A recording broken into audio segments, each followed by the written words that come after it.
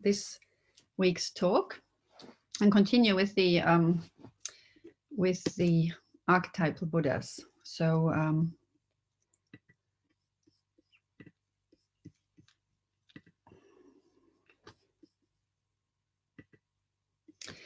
the Buddha Mandala is a structure of wholeness that you place your mind in.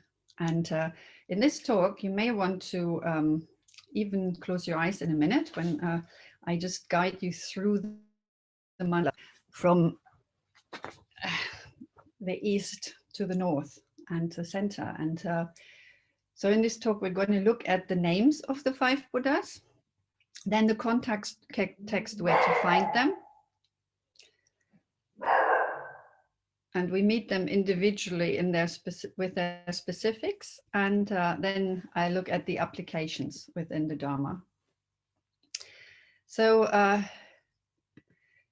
the 5 Buddhas are all together in what we last week the Dhammakaya, the body of truth. Vajrasattva is basically the embodiment of all of them together, and individually they are the blue Buddha in the east, the Akshobhya, the yellow Buddha in the south, Ratnasambhava, the red Buddha in the west, Amitabha, the green Buddha in the north, Amoghasiddhi, and in the center, the white Buddha, Vairocani. Now, so for anybody that's not used to all the terminology, I don't want to, in any way get you frightened or anything. Just listen and enjoy. And if there are any words that you don't understand, you'll get the talk and you can just have a look at them again afterwards. So where do we find these 5 Buddhas? First, there were only 2. As I explained last week, the initial experience of the imaginary world of the 5 Buddhas, or the archetypal Buddhas, all of them, they were part of the Sambhogakaya, or the enjoyment body of the Buddha. And then the actual Nirmanakaya, or the emanation body, was the actual Buddha himself, or living Buddhas and Bodhisattvas. You may remember that from last week if you were here. So first, because enlightenment is called compassion and wisdom jointly, the first one that appeared were in the west, Amitabha, and in the east, Akshobhya. So we had these 2 first, but very soon after the others appeared as well, because whenever there were people meditating on the Buddha, they started to have more and more visions and experiences, both in dreams and in meditation. And that's basically where we find these Buddhas. And me personally, I've had experiences of dreaming of these different Buddhas, and I'll tell you more about that in the end of the talk. So where do we find this in Triratna? In Triratna, we've got a refuge tree, and I'm not going to talk at all about the refuge tree, just have you see that at the top, we've got Vajrasattva, and he embodies the Dhammakaya. Then the 5 Buddhas are underneath, and they represent, together with the, I don't know if you can see this, on the right, there is on your left is there are the Bodhisattvas, and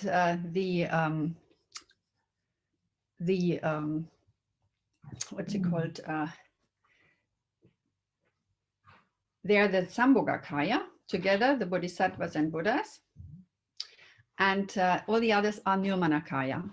So that's to put them into practice in the refuge tree. So now, if you want to you can later on, when you get the texts, look at all of them. And loads of us have spent loads of time before we got ordained actually getting to know all these figures on the refuge tree, and get to really appreciate and honor them. And basically, today we're just going to look at the five at the top. So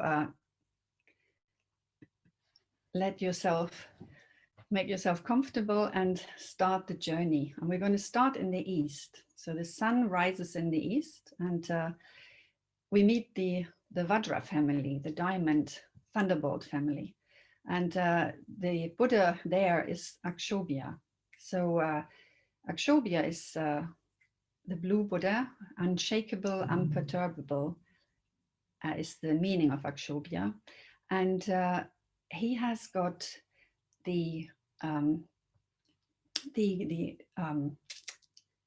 it's called the mudra, the hand movement of touching the earth, which basically shows his Vajra-like strength and unshakability. He has been, he basically is the Buddha of truth and the wisdom of mirror-like wisdom. So each of these Buddhas are correlated to poisons or kleshas. And the Vajra family with Akshobhya is specifically related to anger. And the practitioners of Akshobhya, and we've got Sthiranaga in our midst, who is an Akshobhya practitioner, who basically transform through practicing visualization practices and looking at all the myriads of qualities of Akshobhya, which I'm not going to go into any details, transform anger into mirror-like wisdom. And I'm going to go a little bit more into the wisdoms once we've met them all. So Akshobhya sits on a blue lotus throne supported by elephants, and elephants are the wisest animal.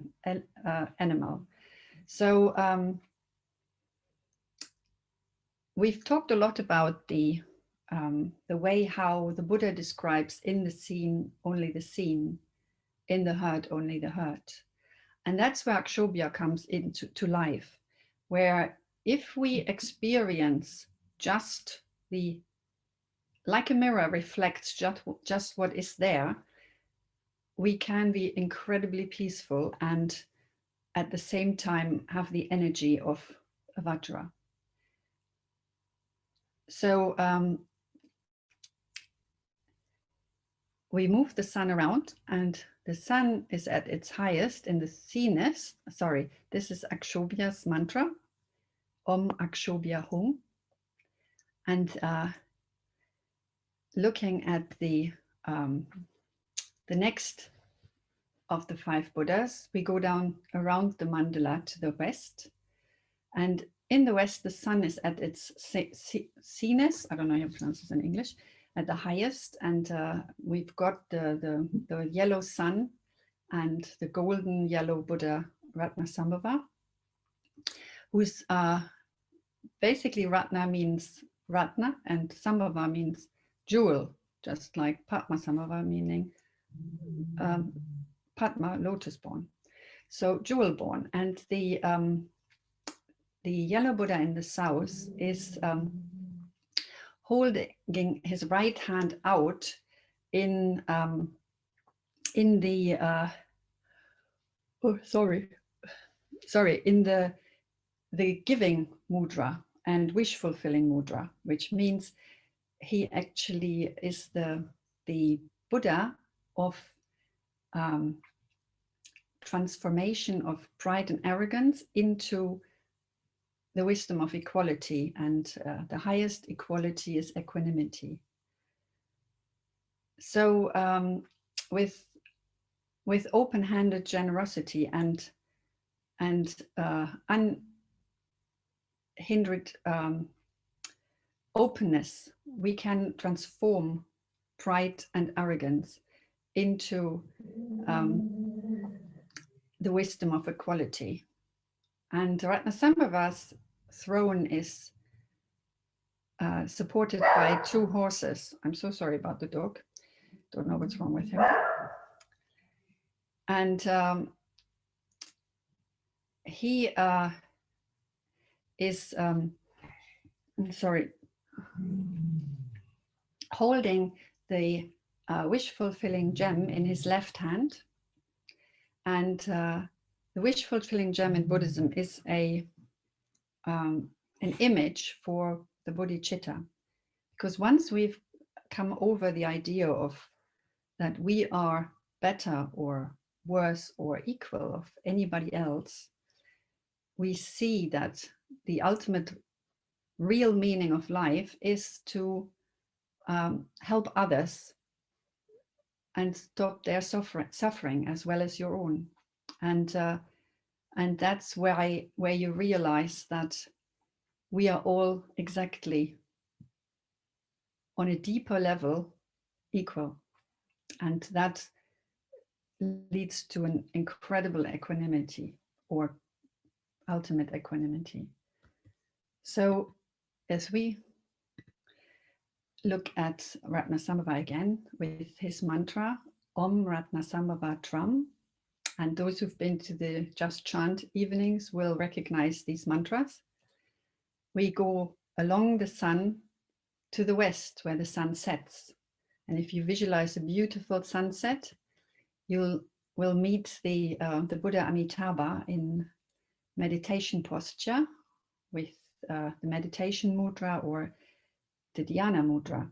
And he is the lotus or Padma family. And his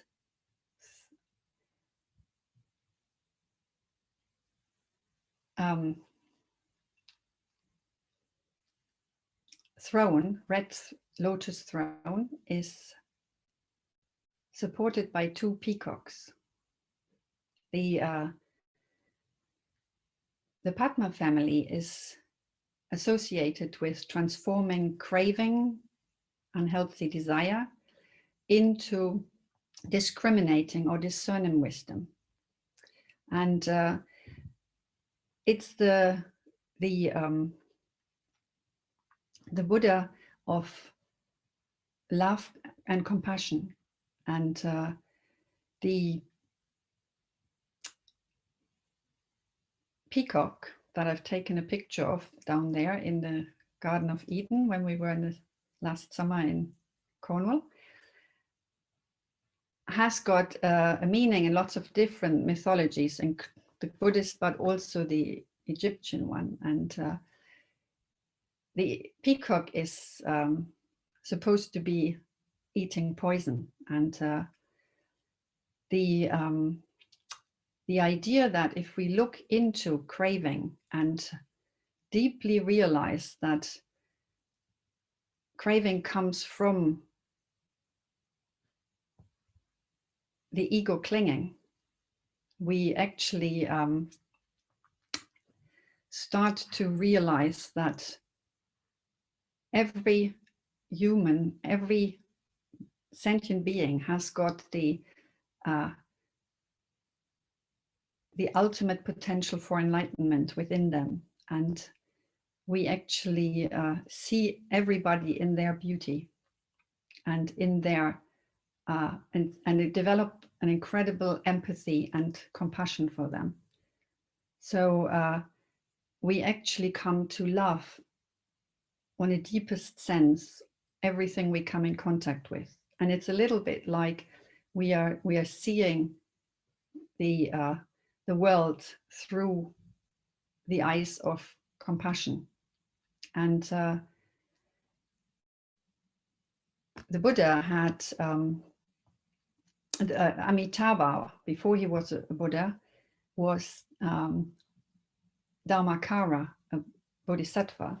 And I wanted to read you out a vow that he made, where he said that he wouldn't become enlightened until everybody else was. So he made what's called the Bodhisattva vow or Pranidhana vow. And he said, when I have attained Buddhahood, if those beings who are in the 10 quarters should believe in me with serene thoughts and should wish to be born in my country and should have, say, 10 times thought of me or repeated my name,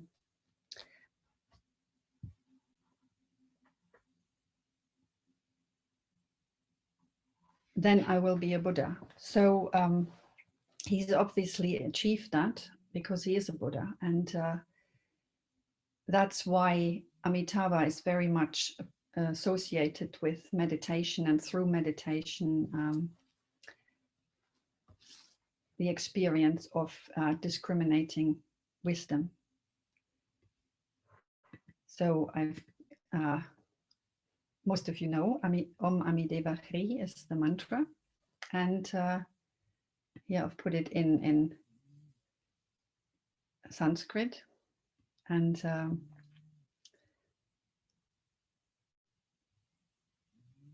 when we move along the sun to the north, in the north, the sun is not seen because it's at the nighttime. And we meet Amoghasiddhi, the infallible success, the green Buddha of the north, and the Karma family. So karma meaning action. And Amoghasiddhi is green. We experience, we can see Amoghasiddhi sitting on a green throne. And he's supported by 2 Garudas or birdmans.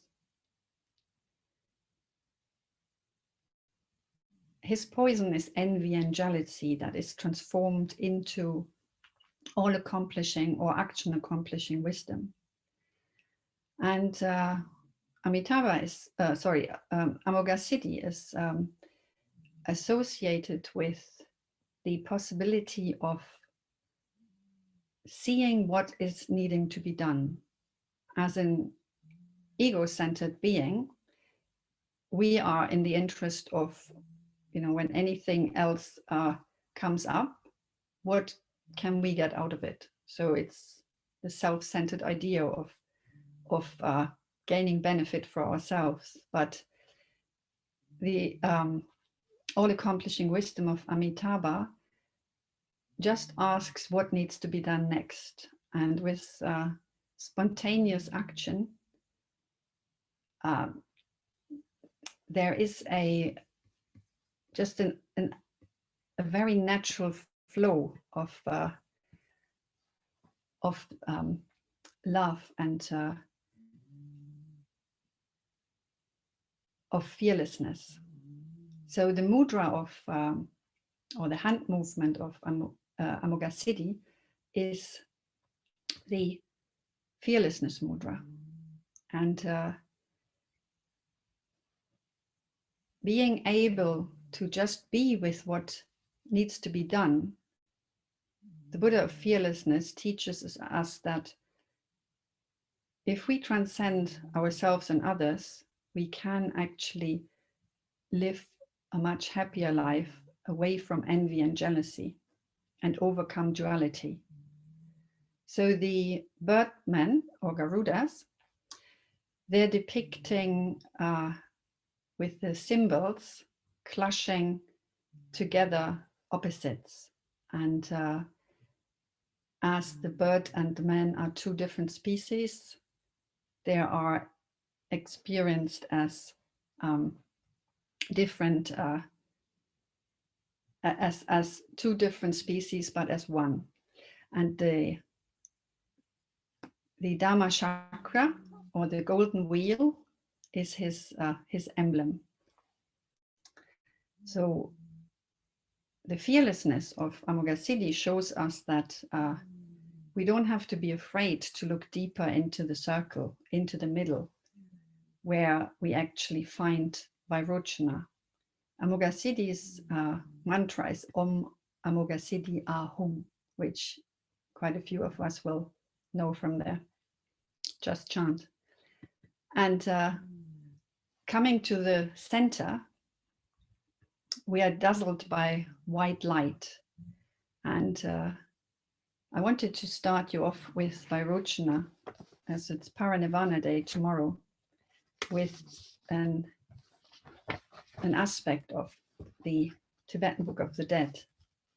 So when life has ended, one by one the signs of death appear and the senses disappear. The grosser physical elements have sunk into more subtle. We are no longer in contact with the body. But then a clear light appears, a clear luminous knowing.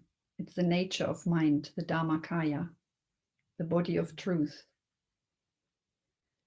And if we accept this situation, we become the light and everything changes. Everything becomes calm and still.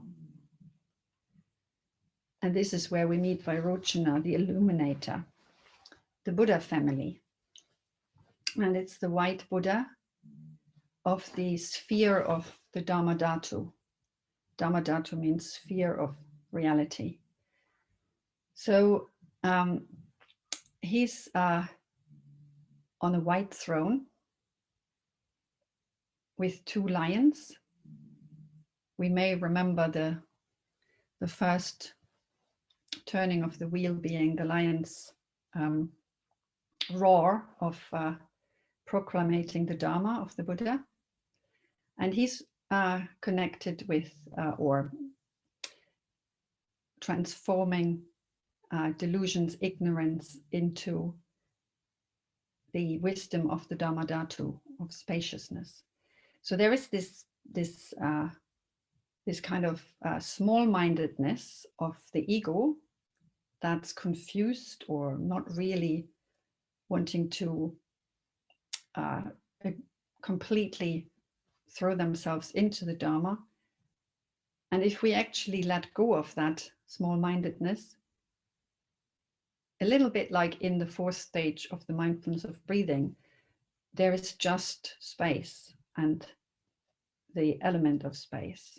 And that's how we come in contact with the element of the illuminator. Vairochana is also associated with the sun and called the Sun Buddha, and sometimes depicted golden. He's got the Dhamma chakra as his emblem, and the Dhamma chakra turning of the Dhamma chakra mudra, which is basically putting the wheel in motion. So we've got the experience of ultimate enlightenment or Dhammakaya, and his mantra is Om Vairochana Hum or Om Abela Hum Ka. So we've gone around once now. We've gone around the mandala, and in connecting these 5 mandalas, Buddhas of the mandala, with different forms of the Dharma, we can actually use them and their wisdoms to go deeper on the path ourselves. So they are connected to various other Dharma teachings, like the Brahma Viharas, the heavenly abodes. So we have metta associated with Akshobhya and compassion with Amitabha, whereas Amoghasiddhi is connected with mudita or sympathetic joy, and Ratnasambhava with equanimity, upeksha or upekkha. And if we're looking at the 5 spiritual faculties or indriyas, they're often represented as Vairochana being mindfulness in the middle, and then the opposites of wisdom and meditation being with Akshobhya and Amitabha, and then energy and faith with Amoghasiddhi and Ratnasambhava respectively. But lastly, I wanted to show you one aspect of how you can connect these with looking at enlightenment. And that is through the five,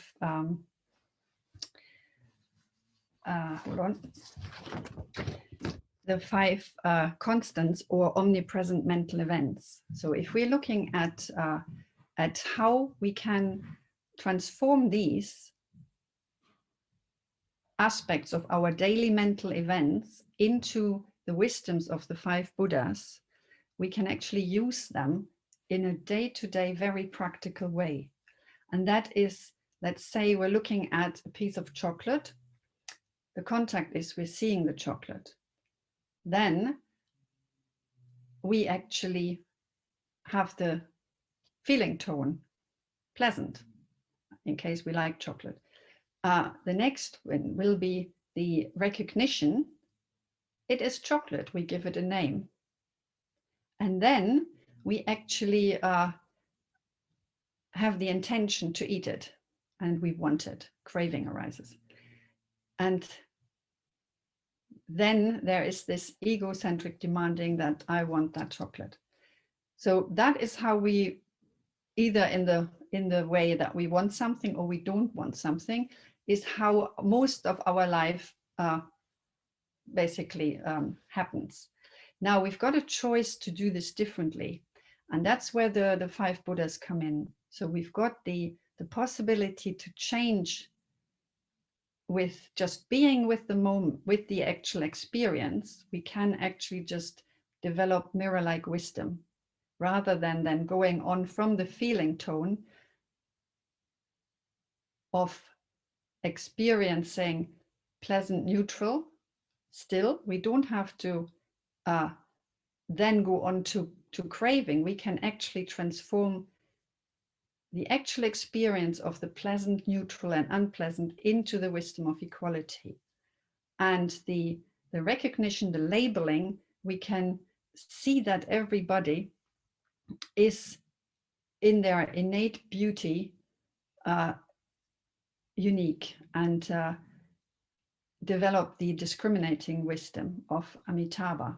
And in looking at what we can do for others rather than what we can actually gain out of a situation ourselves, we can develop the action accomplishing, all accomplishing wisdom. And lastly, with not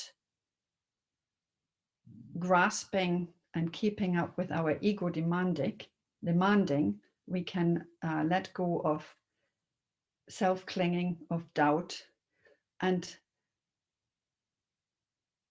enter into the mandala of the five Buddhas through Vibrochana.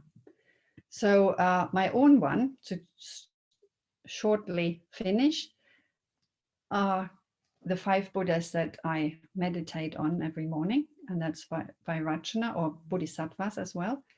Vajrasattva, Padmasambhava, Amitabha, Green Tara, and Vajrayogini.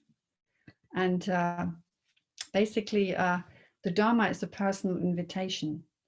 Come and look for yourself and meet the Buddhas and Bodhisattvas, and see whichever of these different Brahma Viharas, the five spiritual faculties, or the five constants that I described, which one works best for you, and go deeper yourself.